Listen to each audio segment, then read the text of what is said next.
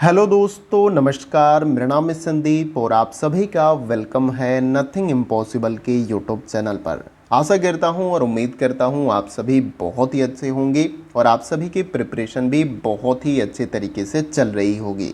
तो फ्रेंड्स, आज के इस वीडियो में हम लोग यूजीसी नेट फर्स्ट पेपर में एग्ज़ाम 2022 और 23 के पॉइंट ऑफ व्यू से, इसके साथ ही साथ करंट टाइम में जो आपका एग्ज़ाम चल रहा है उसके भी पॉइंट ऑफ व्यू से लोक विकास एवं पर्यावरण वाले यूनिट से SIQ को जो है हम आज के इस वीडियो में कवर करने वाले हैं। SIQ का मतलब है सुपर इम्पोर्टेंट क्वेश्चन, जो कि आपकी परीक्षा में बन सकते हैं। उन्हीं प्रश्नों को यहाँ पर मैं आपको कराने वाला हूँ और ये हमारा पार्ट 1 है और इस पार्ट 1 में 25 क्वेश्चन हम इस यूनिट से कवर करने वाले हैं और सभी प्रश्न अपने आप में बहुत ही ज़्यादा महत्वपूर्ण है। तो सभी प्रश्नों को आपको अटेम्प्ट करना है, सभी का आंसर आपको कमेंट बॉक्स में लिखकर बताना है और ये वीडियो पूरी तरीके से प्रैक्टिस सेट की तरह होने वाली है। आप वीडियो को पॉज करके प्रश्नों को अच्छे तरीके से समझिएगा और उसके बाद से अपना राइट आंसर बताने का प्रयास करिएगा। मैं भरोसा दिलाता हूं कि यहाँ से आपको प्रश्न आपके एग्जाम में देखने को मिल जाएंगे, इसलिए सीरियसली जो है आप इन सभी प्रश्नों को अटेम्प्ट करिएगा। इसके साथ ही साथ मैं बहुत सारे प्रश्नों के बारे में कुछ डिटेल्स भी बताऊंगा, उनको भी आप देखते हुए चलिएगा। तो चलिए फ्रेंड, वीडियो को हम स्टार्ट करते हैं।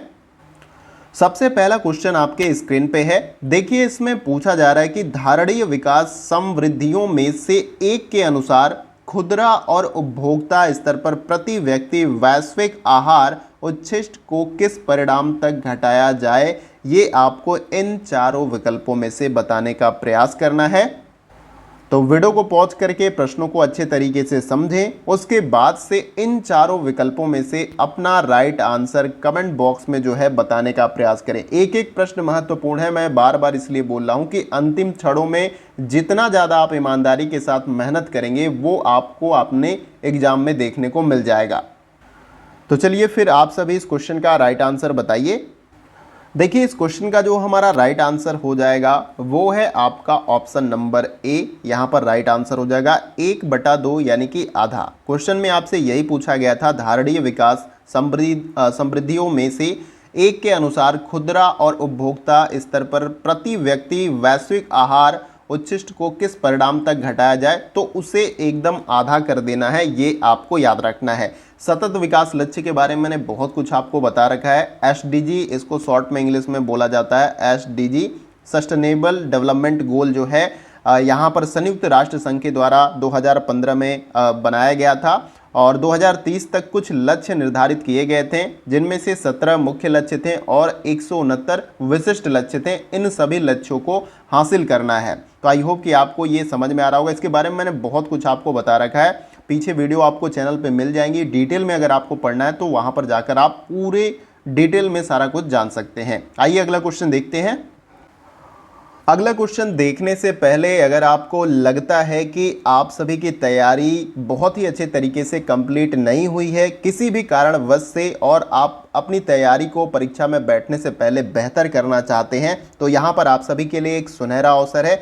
IFS इंस्टीट्यूट के तरफ से जो है कंप्लीट पेपर 1 के लिए 12 आवर्स की नॉन स्टॉप मैराथन क्लास जो है आपको प्रोवाइड की जा रही है और ये क्लास जो है आपको 22 सितंबर 9 AM को मिलेगी। इसके साथ ही साथ इनका एप्लीकेशन भी है इसी नाम से और वेबसाइट और चैनल भी आपको मिल जाएगा। और भी अगर अधिक जानकारी आप चाहते हैं तो यहाँ पर एक कॉन्टैक्ट नंबर दिया गया है, इस कॉन्टैक्ट नंबर का आप इस्तेमाल कर सकते हैं। अगला क्वेश्चन हमारा है क्वेश्चन नंबर 2। देखिए, इसमें पूछा जा रहा है कि विश्व स्वास्थ्य संगठन के अनुसार पेय जल में कीटनाशक की मात्रा लिंडेन या DDT में कितनी होनी चाहिए, ये आपको इन चारों विकल्पों में से बताने का प्रयास करना है। तो कमेंट बॉक्स में आप सभी अपना राइट आंसर जरूर बताएं। वीडियो फास्ट वे में चलता रहेगा, लेकिन आपके लिए आसानी होगी कि आप वीडियो को पॉज करें, इत्मीनान से प्रश्नों को समझें, देन उसके बाद से अपना राइट आंसर कमेंट बॉक्स में बताने का प्रयास करें। देखिए, यहाँ पर इस क्वेश्चन का जो हमारा राइट आंसर हो जाएगा वो है आपका ऑप्शन नंबर बी 2μgl। यहाँ पर आपका माइनस ये हो जाएगा, आपका पावर जो है -1 आपका यहाँ पर हो जाएगा। इस प्रकार से ये आपका राइट आंसर हो जाएगा। ये म्यू है, यू लिखा गया यहाँ पे, तो इस तरीके से म्यू का सिंबल आपका बनता है। साइंस के स्टूडेंट होंगे उनको भी पता होगा। तो यहाँ पर ऑप्शन बी जो है आपका राइट आंसर हो जाएगा। उम्मीद करता हूं आप सभी ने राइट आंसर कमेंट बॉक्स में बताया होगा। और ये प्रश्न जो है नेट एग्जाम, मैं बता देता हूं, इसमें बहुत सारे प्रश्न प्रीवियस ईयर के हैं। नेट एग्जाम नवंबर 2021 में ये क्वेश्चन ऑलरेडी पूछा जा चुका है, तो ये अपने आप में महत्वपूर्ण प्रश्न है। आइए अगला क्वेश्चन देखते हैं। अगला क्वेश्चन हमारा है क्वेश्चन नंबर 3। देखिए इसमें पूछा जा रहा है कि निम्नलिखित में से किस प्रदूषक का वायु में न्यूनतम उपस्थिति काल होता है। तो आपको बताना है इन चारों विकल्पों में से कि ऐसा कौन सा प्रदूषक गैस है जिसकी उपस्थिति जो है हमारे वायुमंडल में या वायु में कह लीजिए न्यूनतम उपस्थिति का जो है समय होता है। ये आपको बताने का प्रयास करना है। क्या नाइट्रिक ऑक्साइड है, या नाइट्रस ऑक्साइड है, या क्लोरोफ्लोरोकार्बन है, या मीथेन है। इन चारों विकल्पों में से आपको राइट आंसर कमेंट बॉक्स में बताने का प्रयास करना है। तो इस क्वेश्चन का जो हमारा राइट आंसर हो जाएगा वो है आपका ऑप्शन नंबर डी, यहाँ पर राइट आंसर हो जाएगा मीथेन। मीथेन गैस जो है आपका एक ऐसा प्रदूषक भी है जो वायु में न्यूनतम उपस्थिति काल में जो है रहता है। और मीथेन एक ग्रीन हाउस गैस भी है, CO2 भी आपका ग्रीन हाउस गैस है। ये सभी आपको याद रखना है। क्लोरोफ्लोरोकार्बन के बारे में भी आपको पता है, एक ऐसी गैस है जो हमारी ओजोन लेयर है O3, उसको ये डिफेक्ट करती है, जिससे ओजोन लेयर पतली भी होती है। आई होप कि आप इसके बारे में पहले से भी पता होगा, नहीं भी पता होगा तो आपको याद रखना है। क्वेश्चन कैसे भी बनाया जा सकता है, जैसे मैचिंग वाले क्वेश्चन बनेंगे तो जो छोटे छोटे फैक्ट है उनके बारे में अगर आपको पहले से ही पता है तो आप मैचिंग वाले क्वेश्चन को ईजिली सॉल्व कर पाएंगे। तो उम्मीद करता हूं इस क्वेश्चन का राइट आंसर आप सभी ने कमेंट बॉक्स में बताया होगा। आइए अगला क्वेश्चन देखते हैं। अगला क्वेश्चन हमारा है क्वेश्चन नंबर 4। देखिए इसमें पूछा जा रहा है कि किस आवृत्ति पर मानव श्रवण अवसीमा का ध्वनि प्रदूषण स्तर dB पर जो है संबंध निर्देश किया जाता है। ये डेसिबल आपका है, यहाँ पर बताना है आपको इन चारों विकल्पों में से कौन सा विकल्प आपका राइट आंसर हो जाएगा। किस आवृत्ति पर मानव श्रवण अवसीमा का ध्वनि प्रदूषण स्तर पर जो है संबंध निर्देशित किया जाता है, यानी कि इस सीमा के ऊपर जो है वो ध्वनि प्रदूषण के अंतर्गत आता है। तो इसका जो राइट आंसर आपका हो जाएगा वो है आपका 1K हर्ट्ज के ऊपर जो है जब ये ध्वनि जाती है तो ये जो है आपका ध्वनि प्रदूषण के अंतर्गत जो है इसे निर्देशित किया जाता है या सूचित किया जाता है। तो ऑप्शन सी हमारा क्या हो जाएगा, यहाँ पर राइट आंसर हो जाएगा। आइए अगला क्वेश्चन देखते हैं। अगला क्वेश्चन हमारा है क्वेश्चन नंबर 5। देखिए इसमें पूछा जा रहा है कि अंतर्राष्ट्रीय सौर गठबंधन संधि international solar alliance framework agreement लागू हुआ था, कब लागू हुआ था, ये आपको कमेंट बॉक्स में लिखकर बताना है। इस क्वेश्चन का जो हमारा राइट आंसर हो जाएगा वो है आपका ऑप्शन नंबर बी, यहाँ पर राइट आंसर हो जाएगा अंतर्राष्ट्रीय सौर गठबंधन संधि international solar alliance framework agreement जो है 2017 को लागू हुआ था। ये आपको याद रखना है, ऑप्शन नंबर बी जो है हमारा राइट आंसर हो जाएगा। आइए अगला क्वेश्चन देखते हैं। अगला क्वेश्चन हमारा है क्वेश्चन नंबर 6। देखिए इसमें पूछा जा रहा है कि कचरा के रूप में श्रेणीकृत अपशिष्ट का अपशिष्ट घटक क्या है इन सभी विकल्पों में से, ये आपको बताना है। और नीचे दिए गए विकल्पों में से सही उत्तर का आपको चयन करना है, यानी कि इन चारों विकल्पों में से आपको अपना राइट आंसर बताना है। तो देखिए यहाँ पर इस क्वेश्चन का जो हमारा राइट आंसर हो जाएगा वो केवल आपका पहला और इसके साथ ही साथ पांचवा हो जाएगा। यहाँ पर कागज, कार्डबोर्ड, कार्टन और कास्ट जो है ये कचरा के रूप में श्रेणीकृत अपशिष्ट का एक अपशिष्ट घटक होते हैं, इसलिए हमारा ऑप्शन नंबर ए क्या हो जाएगा, यहाँ पर राइट आंसर हो जाएगा। क्योंकि इसमें ही केवल 1 और 5 विकल्प यहाँ पर दिया गया है, इसलिए ऑप्शन ए हमारा यहाँ पर राइट आंसर हो जाएगा। अगर आपने ऑप्शन ए राइट आंसर बताया है तो ये आपका सही आंसर हो जाएगा और 2 नंबर यहाँ पर आपका बन जाता है, क्योंकि एक प्रश्न 2 नंबर का होता है। आइए अगले प्रश्न को देखते हैं। अगला क्वेश्चन हमारा है क्वेश्चन नंबर 7। देखिए इसमें पूछा जा रहा है कि वर्ष 2030 तक संधारणीय विकास लक्ष्य 7 का उद्देश्य ऊर्जा दक्षता को वैश्विक दर में कितने गुना की वृद्धि करना है, ये आपको इन चारों विकल्पों में से बताना है। देखिए यहाँ पर इस प्रश्न का जो हमारा राइट आंसर हो जाएगा वो है आपका ऑप्शन नंबर ए, 2 गुना की दर से जो है वृद्धि करना है। वर्ष 2030 तक संधारणीय विकास लक्ष्य यानी सस्टेनेबल डेवलपमेंट गोल 7 का उद्देश्य जो है ऊर्जा दक्षता को वैश्विक दर में जो है 2 गुना की वृद्धि करना है, इसलिए ऑप्शन ए हमारा यहाँ पर राइट आंसर हो जाएगा। अगर आपने भी ऑप्शन ए राइट आंसर बताया तो ये आपका सही आंसर हो जाएगा। आइए अगला क्वेश्चन देखते हैं। अगला क्वेश्चन हमारा है क्वेश्चन नंबर 8। देखिए इसमें पूछा जा रहा है कि भारत में लघु जल शक्ति संभाव्यता कितनी होने का अनुमान है। ये आपको इन चारों विकल्पों में से बताने का प्रयास करना है। तो देखिए यहाँ पर इस क्वेश्चन का जो हमारा राइट आंसर हो जाएगा वो है आपका ऑप्शन नंबर डी। यहाँ पर राइट आंसर हो जाएगा 20 गीगावाट आपका हो जाएगा। यहाँ पर गलती से मैंने यहाँ पर मिस्टेक किया, तो याद रखना आपको 20 गीगावाट जो है यहाँ पर राइट आंसर आपका हो जाएगा। भारत में लघु जल शक्ति यानी कि जो हाइड्रो पावर होता है उसी की बात की जा रही है।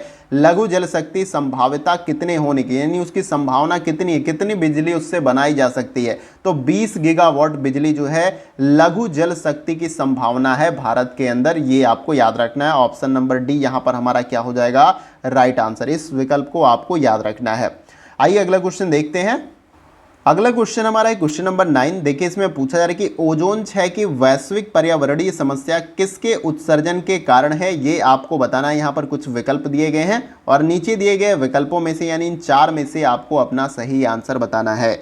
सही आंसर बताइए। एक एक सही आंसर आपको सफलता की तरफ आगे ले जाएगा, ये आप सभी को पता है।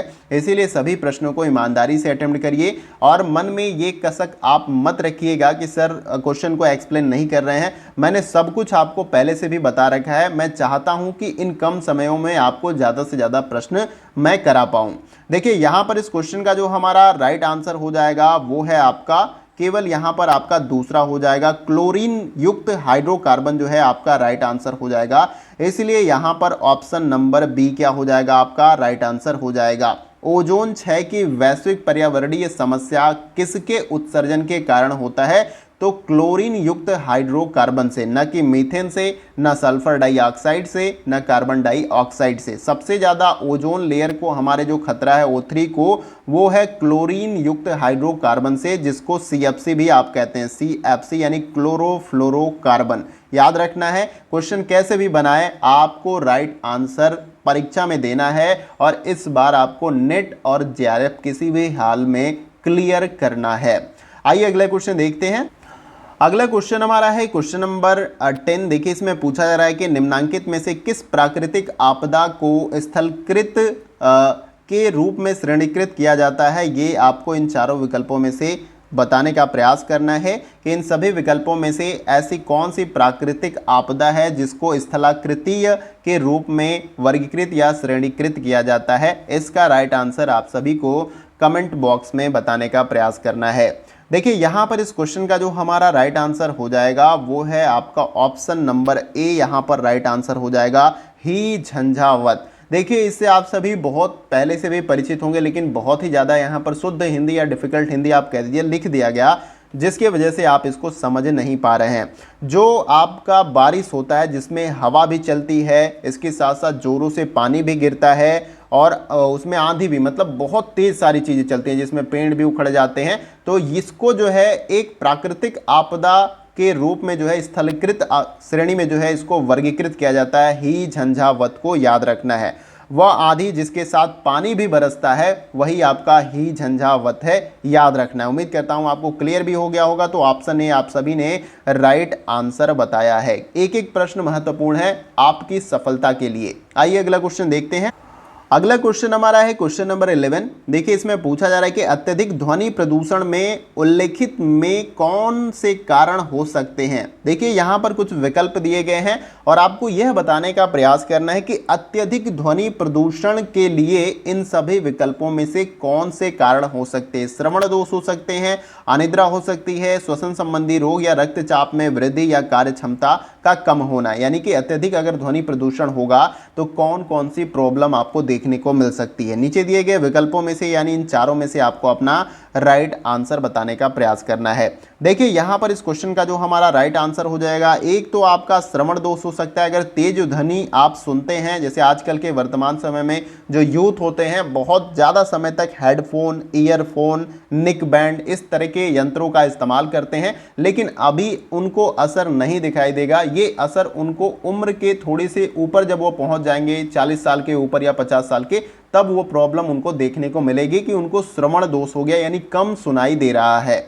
उसके बाद से जो दूसरा अनिद्रा हो जाएगा। अगर तेज ध्वनि आप सुनते हैं तो आप नींद सही से नहीं ले पाएंगे, आपको नींद भी नहीं आएगी, अनिद्रा की प्रॉब्लम हो जाएगी। तीसरा आपका हो जाएगा रक्तचाप में वृद्धि हो जाता है। अगर आप देखते हैं कहीं पे ध्वनि प्रदूषण बहुत ज़्यादा होता है तो जो ज़्यादा उम्र के लोग होते हैं उनका बीपी हाई हो जाता है, रक्तचाप में वृद्धि हो जाती है। उसके बाद से जो है आपका यहाँ पर पांचवा सही हो जाएगा कार्य क्षमता कम हो जाना, यानी कि अगर ज़्यादा आप ध्वनि प्रदूषण के बीच में रहते हैं तो आपकी कार्य क्षमता भी कम हो जाएगी। तो यहाँ पर आपका option number D right answer हो जाएगा। अगर आपने ऑप्शन डी राइट आंसर बताया, ये आपका सही आंसर हो जाएगा। आइए अगला प्रश्न देखते हैं। अगला क्वेश्चन हमारा है क्वेश्चन नंबर 12। देखिए इसमें पूछा जा रहा है कि प्रकाश विभवता प्रणाली यानी कि पीवी सिस्टम में निम्नलिखित में से सबसे छोटे से सबसे बड़ी इकाई के क्रम में जो है आपको इसे लगाना है। इसमें सबसे पहले आपका मॉड्यूल दिया गया है, एरे दिया गया है, सौर सेल दिया गया है, एरे क्षेत्र दिया गया है, लेकिन इसको आपको सबसे बड़ी इकाई के क्रम में लगाना है, यानी सबसे छोटी से सबसे बड़ी, सबसे पहले छोटा फिर उससे बड़ा इस क्रम में लगाना है।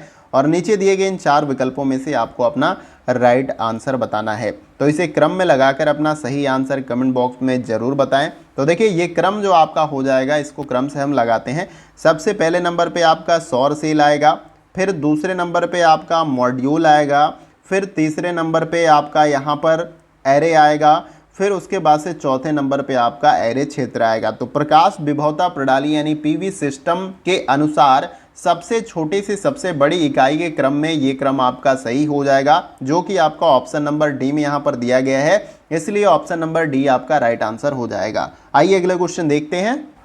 अगला क्वेश्चन हमारा है क्वेश्चन नंबर 13। देखिए इसमें पूछा जा रहा है कि वायु गुणवत्ता सूचकांक AQI की गणना में निम्नलिखित में से कौन से प्रकार के सूक्ष्म कण यानी कि पार्टिकुलेटेड मैटर प्रदूषकों का प्रयोग किया जाता है।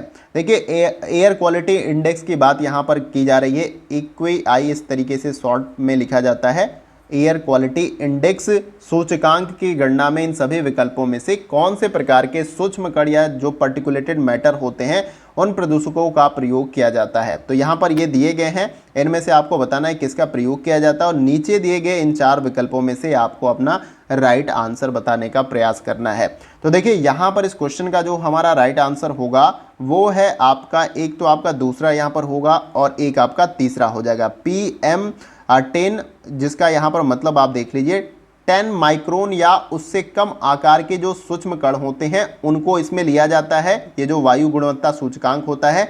और यहाँ पर तीसरा है PM2.5 यानी 2.5 माइक्रोन या उससे कम आकार के सूक्ष्म कण जो है इस सूचकांक में लिए जाते हैं। तो ये दोनों आपका राइट हो जाएगा, यानी ये इतने सूक्ष्म होते हैं जिनको आप माइक्रो जो सूक्ष्मदर्शी होता है उससे अगर आप देखोगे तब ये आपको दिखाई देगा। जैसे कि हम सांस लेते हैं तो बहुत सारे ऐसे छोटे छोटे कण होते हैं हवा में जो हमें दिखाई नहीं देते, लेकिन श्वास लेने के दौरान वो हमारे फेफड़े में भी जाते हैं और कई सारे प्रॉब्लम क्रिएट कर सकते हैं। तो आई होप कि आपको समझ में आ रहा होगा। यहाँ पर दूसरा और तीसरा आपका राइट हो जाएगा, जो कि आपका ऑप्शन नंबर सी में यहाँ पर दिया गया है। तो अगर आपने ऑप्शन सी राइट आंसर बताया तो ये आपका सही आंसर हो जाएगा। एक एक प्रश्न महत्वपूर्ण है, सभी प्रश्नों को ईमानदारी से अटेम्प्ट करिए, ये आपको सफलता की तरफ ले जाएंगे। आइए अगला क्वेश्चन देखते हैं।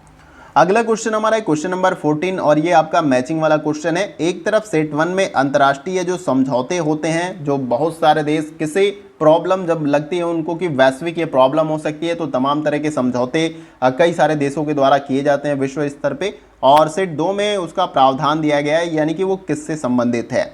तो सबसे पहले तो आपका यहाँ पर जो है इसको मैच करना है और नीचे दिए गए इन 4 विकल्पों में से आपको राइट आंसर बताना है। तो वीडियो को पॉज करिए और अच्छे तरीके से इसे मैच करने के बाद अपना राइट आंसर बताने का प्रयास करिए। देखिए सबसे पहले यहाँ पर दिया गया है मॉन्ट्रियल प्रोटोकॉल, तो ये किसके साथ मैच हो जाएगा, तो ये आपका मैच होगा यहाँ पर दूसरे के साथ। हैलोन की खपत और उत्पादन को नियंत्रित करना जो है मॉन्ट्रियल प्रोटोकॉल का जो समझौता है, इसके बीच में कहा गया है कि सभी देशों को जो हैलोन गैस है उसकी खपत और उसके उत्पादन को नियंत्रित करना है। भाई इस पे समझौता हुआ है बहुत सारे देशों के द्वारा। फिर उसके बाद से आता है आपका क्योटो प्रोटोकॉल, तो ये किसके साथ आपका मैच हो जाएगा, तो क्योटो प्रोटोकॉल आपका मैच हो जाएगा यहाँ पर तीसरे के साथ। उत्सर्जन व्यापार से ये जो आपका समझौता संबंधित है। फिर तीसरा है जैव विविधता संबंधी कन्वेंशन, तो ये किसके साथ मैच हो जाएगा, ये आपका क्लियरिंग हाउस मैकेनिज्म से जो है ये संबंधित है। उसके बाद से इंटरनेशनल सोलर अलायंस, ये किसके साथ मैच हो जाएगा, ये आपका पहले से मैच हो जाएगा, स्वच्छ और सस्ती ऊर्जा। यानी कि अभी जो हमारे ऊर्जा के साधन हैं, हम कोयले को जलाकर बिजली बनाते हैं और इस्तेमाल करते हैं, लेकिन इस बिजली बनाने के प्रोसेस में जो है कई सारी हानिकारक गैसें जो है हमारे वायुमंडल में जाती हैं, जो कि कई सारी प्रॉब्लम क्रिएट करती हैं। तो स्वच्छ ऊर्जा का मतलब होता है ऐसे ऊर्जा के साधन या विकल्प जिससे किसी भी प्रकार का प्रदूषण नहीं फैलता है, जिसमें आपका सौर एनर्जी है, सूर्य से निकलने वाली ऊर्जा, तो उसी की यहाँ पर बात की जा रही है। तो उम्मीद करता हूँ आपने अच्छे तरीके से मैच किया होगा, और जैसे हमने मैच किया उसके अकॉर्डिंग जो हमारा राइट आंसर हो जाएगा वो है आपका ऑप्शन नंबर डी। तो ऑप्शन नंबर डी क्या हो जाएगा, राइट आंसर। 2 नंबर यहाँ पर भी आपका बन जाएगा। 50 क्वेश्चन में से अगर आप 30 प्लस या 35 प्लस का भी स्कोर करते हैं तो भी अच्छा खासा स्कोर यहाँ पर माना जाता है। आइए अगला क्वेश्चन देखते हैं। अगला क्वेश्चन हमारा है क्वेश्चन नंबर 15, और ये भी क्वेश्चन आपका मैचिंग वाला क्वेश्चन है। और यहाँ पर सूची 1 में विषाक्त और खतरनाक पदार्थ के बारे में दिया गया है। सूची 2 में मुख्य स्रोत, यानी कि ये जो विषाक्त पदार्थ हैं वो किन स्रोतों जो स्रोत हैं उससे निकलते हैं, उसी के साथ आपको मैच करना है, और नीचे दिए गए इन 4 विकल्पों में से आपको अपना राइट आंसर बताना है। देखिए मैंने हर तरह का क्वेश्चन यहाँ पर लिया है, मैचिंग वाला क्वेश्चन भी है, कथन कारण वाले भी क्वेश्चन आपको देखने को मिलेंगे, हर तरह का क्वेश्चन है। जैसे लेवल के क्वेश्चन आपके एग्जाम में पूछे जाते हैं उस लेवल के सारे क्वेश्चन मैंने यहाँ पर लिए हैं। सबसे पहले देखिए यहाँ पर दिया गया है विनाइल क्लोराइड, तो इसका मुख्य स्रोत क्या होता है, ये जो खतरनाक पदार्थ है या विषाक्त पदार्थ वो कैसे निकलता है, किस स्रोत से, तो वो आपका मैच यहाँ पर हो जाएगा। तीसरे के साथ यहाँ पर मैच हो जाएगा प्लास्टिक का औद्योगिक उपयोग, यानी कि ये जो प्लास्टिक आप यूज करते हैं, चाहे सब्जी लाते हैं और भी काम में या पैकेजिंग में इस्तेमाल होता है, इसी प्लास्टिक उद्योग से जो है आपका विनाइल क्लोराइड विषाक्त खतरनाक पदार्थ निकलता है, जो स्वास्थ्य संबंधी कई सारी परेशानियां क्रिएट करता है। इसके बाद से जो है आपका बी दिया गया है कि पॉलीक्लोरिनेटेड बाइफेनाइल्स जो है आपका, ये किससे निकलता है, तो ये जो है आपका यहाँ पर इलेक्ट्रिक इंसुलेशन से आपका निकलता है, ये जो खतरनाक पदार्थ है। फिर उसके बाद से तीसरा है बेंजोपायरीन, तो ये किसके साथ मैच हो जाएगा, ये आपका चौथे के साथ यहाँ पर मैच हो जाएगा। अपशिष्ट भस्मीकरण, यानी कि जो भी आपका कूड़ा कचरा अपशिष्ट निकलता है, जब आप उसे जलाते हैं, दोहन उनका करते हैं, उसको नष्ट करने का प्रयास करते हैं, तो उसके फलस्वरूप बेंजोपायरीन जो है खतरनाक पदार्थ निकलता है। फिर उसके बाद से डी दिया गया है पॉलीसाइक्लिक एरोमेटिक हाइड्रोकार्बन, तो ये किससे निकलता है, तो ये जो है आपका ईंधन दहन से निकलता है। अगर कोई भी ईंधन आप दहन करते हैं तो उसके फलस्वरूप जो है पॉलीसाइक्लिक जो है एरोमेटिक हाइड्रोकार्बन आपका निकलता है। तो सिंपली ऐसे मैच करना था, और जैसे हमने मैच किया उसके अकॉर्डिंग जो हमारा राइट आंसर हो जाएगा वो है आपका ऑप्शन नंबर डी। देखिए अच्छे तरीके से मैं बताने का प्रयास कर रहा हूँ, कुछ क्वेश्चन को मैं तेजी के साथ भी करा रहा हूँ, कुछ का एक्सप्लेनेशन भी बताने का प्रयास आपको कर रहा हूँ। तो उम्मीद है कि आप सभी ने इस क्वेश्चन का राइट आंसर बताया होगा। आइए अगला क्वेश्चन देखते हैं। अगला क्वेश्चन हमारा है क्वेश्चन नंबर 16। देखिए ये क्वेश्चन थोड़ा सा आपको इजी लगेगा, लेकिन इसका राइट आंसर आपको बताना है कि सामाजिक मूल्यों को ग्रहण करने में व्यक्तियों और सामाजिक समूहों की सहायता किसमें योगदान करती है, ये आपको इन चारों विकल्पों में से बताने का प्रयास करना है। तो देखिए यहाँ पर इस क्वेश्चन का जो हमारा राइट आंसर हो जाएगा वो है आपका ऑप्शन नंबर सी, पर्यावरणीय अभिवृद्धि में जो है ये योगदान करती है। क्वेश्चन में क्या पूछा गया है कि सामाजिक मूल्यों को ग्रहण करने में व्यक्तियों और सामाजिक समूहों की सहायता किसमें योगदान करती है, तो पर्यावरण अभिवृद्धि में, यानी इसकी जानकारी में। ये आपको याद रखना है, ऑप्शन नंबर सी हमारा राइट आंसर होगा। आइए अगला क्वेश्चन देखते हैं। अगला क्वेश्चन हमारा है क्वेश्चन नंबर 17। इसमें पूछा जा रहा है कि बाढ़ रोकने के लिए कुर्सी यानी कि प्लिंथ दीवार बनाने जैसे उपाय को क्या कहा जाएगा, ये आपको इन चारों विकल्पों में से बताने का प्रयास करना है। काफ़ी अच्छा क्वेश्चन है।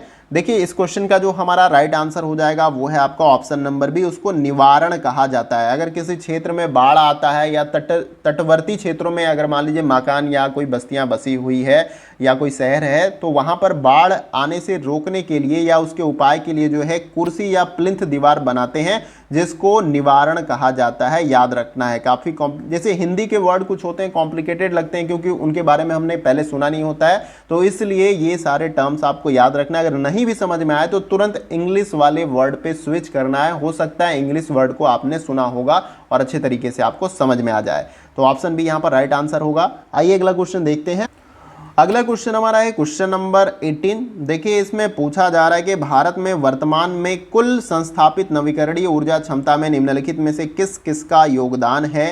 ये आपको इन चारों विकल्पों में से बताने का प्रयास करना है और नीचे दिए गए निम्नलिखित चार विकल्प में से आपको राइट आंसर बताना है कि भारत में वर्तमान में कुल जितना भी संस्थापित नवीकरणीय ऊर्जा है जिससे किसी भी प्रकार का प्रदूषण नहीं फैलता है उसमें किसका किसका योगदान है ये आपको बताना है। तो वीडियो को पॉज करके इसका राइट आंसर बताइए। देखिए यहाँ पर जो है इस क्वेश्चन का राइट आंसर होगा वो तो सबसे पहले आपका सौर ऊर्जा होगा। सोलर एनर्जी का हम नवीकरणीय ऊर्जा के तौर पे इस्तेमाल करते हैं। एक आपका विंड एनर्जी है, पवन ऊर्जा है, फिर जल विद्युत है, आपका हाइड्रो एनर्जी जो है आपका, फिर उसके बाद से शहरी और औद्योगिक अपशिष्ट का ऊर्जा में रूपांतरण करते हैं, यानी कि जो शहर से अपशिष्ट निकलते हैं उनको बिजली बनाने में उपयोग करते हैं। फिर उसके बाद से है बायोमास ऊर्जा। बाकी ये आपका 5 जो है राइट होगा और ये आपका नहीं होगा, जियोथर्मल ऊर्जा। ठीक है, तो यहाँ पर जो है ये 5 ऐसे ऊर्जा के स्रोत हैं जो भारत में वर्तमान समय में कुल संस्थापित नवीकरणीय ऊर्जा के योगदान में अपना जो है भागीदारी निभाते हैं। सौर ऊर्जा, पवन ऊर्जा, जल विद्युत और उसके साथ साथ शहरी और औद्योगिक अपशिष्ट ऊर्जा का रूपांतरण और बायोमास ऊर्जा।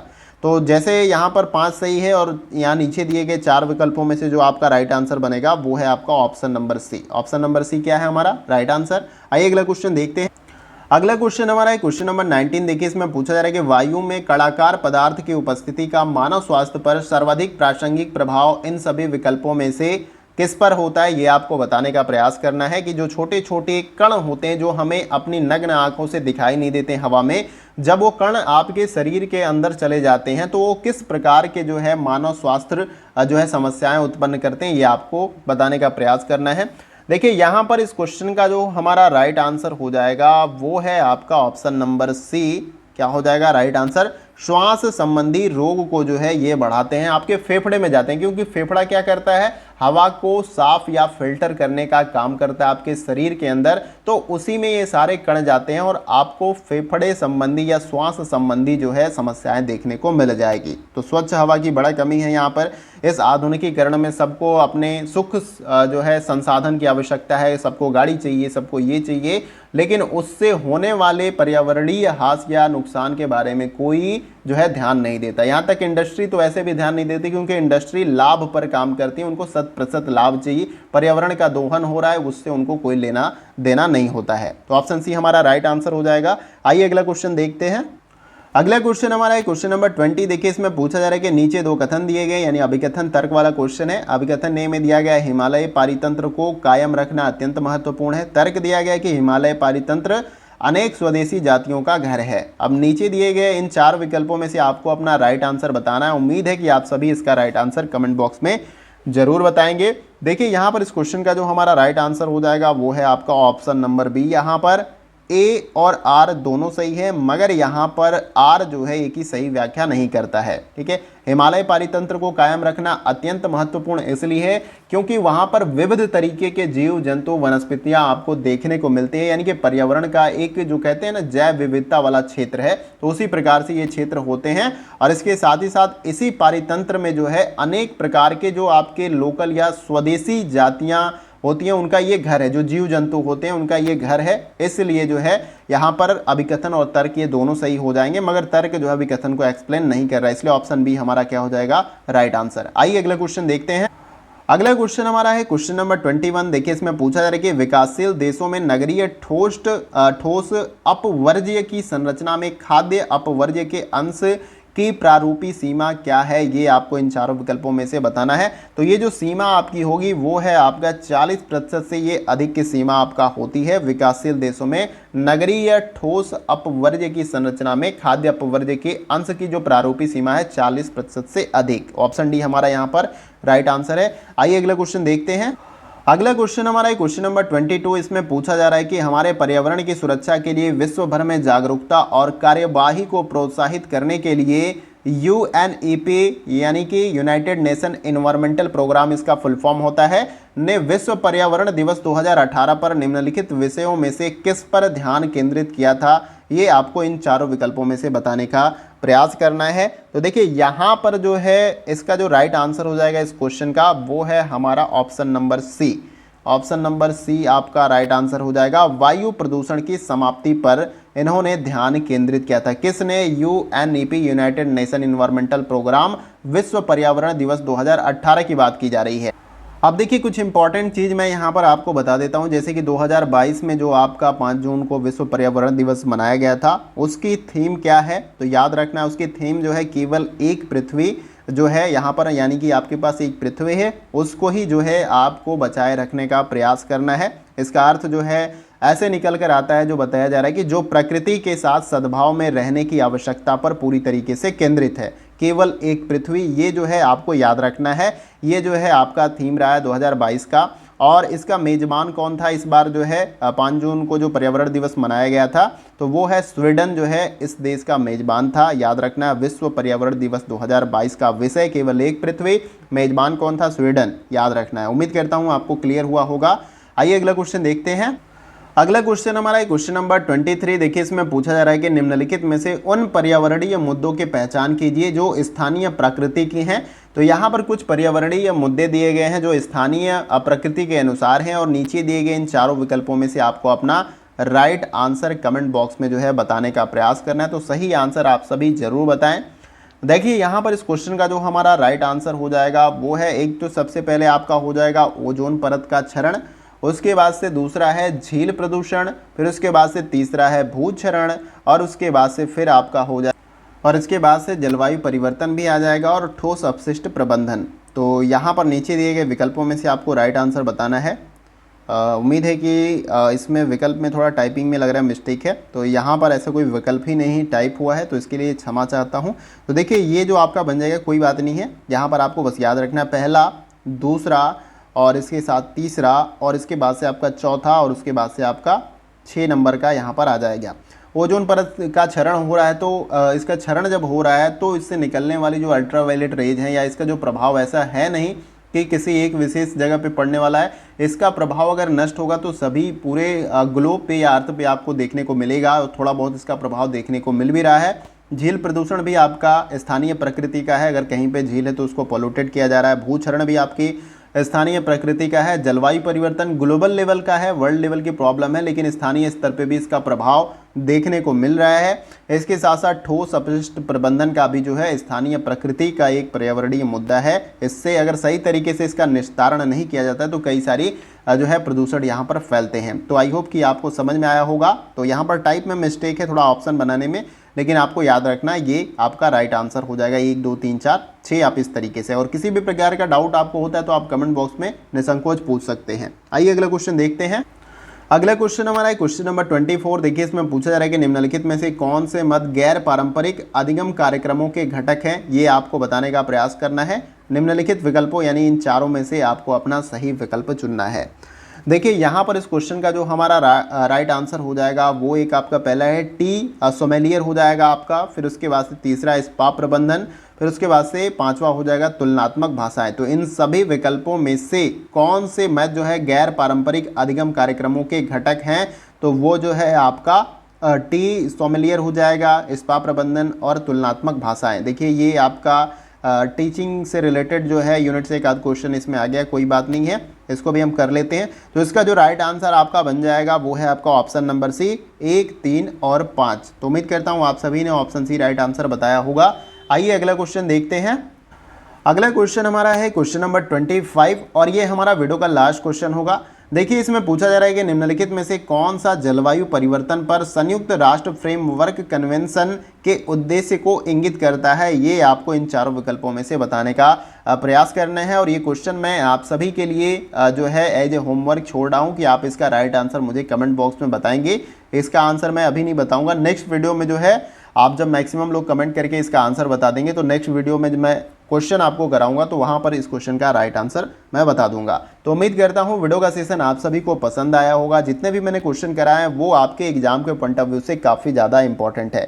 किसी क्वेश्चन को लेकर अगर आपको डाउट होता है, देखिए इतना सारा क्वेश्चन टाइप करना होता है, कहीं पर आपको वर्ड एरर इस तरीके से मिस्टेक देखने को मिल जाएगी। जैसे कि किताबों में आप किसी की भी किताब पढ़ लीजिए, कितने भी ऑथेंटिक राइटर के, आपको वर्ड की त्रुटियों में थोड़ा बहुत एरर मिल सकता है, तो टाइप करने में मिस्टेक हो जाता है। लेकिन अगर कहीं भी किसी भी प्रकार का डाउट या समझ में आपको नहीं आता है तो भी आप कमेंट बॉक्स में बता सकते हैं। इसके साथ ही साथ मैं आप सभी से पूछना चाह रहा हूं कि किस यूनिट से आपको महत्वपूर्ण प्रश्न चाहिए, वो भी आप मुझे बता सकते हैं। जो टॉपिक आपके लिए इंपॉर्टेंट है वो भी आप मेंशन करिए, और जो भी इंपॉर्टेंट अपडेट होती है एग्जाम को रिलेटेड ऑथेंटिक, वो मैं आपको बताता रहता हूं। जो भी ऑथेंटिक सोर्स आपका एनटीए यूजीसी नेट की वेबसाइट है उसके माध्यम से जेन्युइन इन्फॉर्मेशन आपको मिलती है। तो अगर एग्जाम रिलेटेड अपडेट भी आप चाहिए तो चैनल के साथ आप बने रह सकते हैं।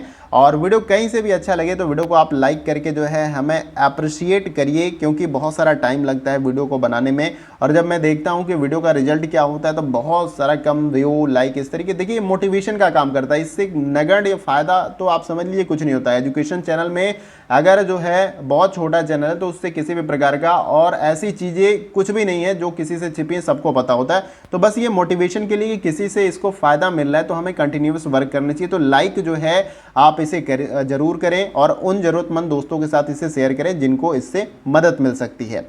और चैनल पे अगर आप नए हैं तो चैनल को सब्सक्राइब करिए, और उसके बगल में ये जो बेल आइकन का बटन होता है उसको आप प्रेस कर लीजिए, ऐसे ही इंपॉर्टेंट वीडियो की नोटिफिकेशन को पाने के लिए और एग्जाम रिलेटेड अपडेट को पाने के लिए। तो फ्रेंड्स, आज के वीडियो में बस इतना ही, फिर मिलते हैं अगली वीडियो में कुछ और महत्वपूर्ण प्रश्नों के साथ। तब तक के लिए जय हिंद।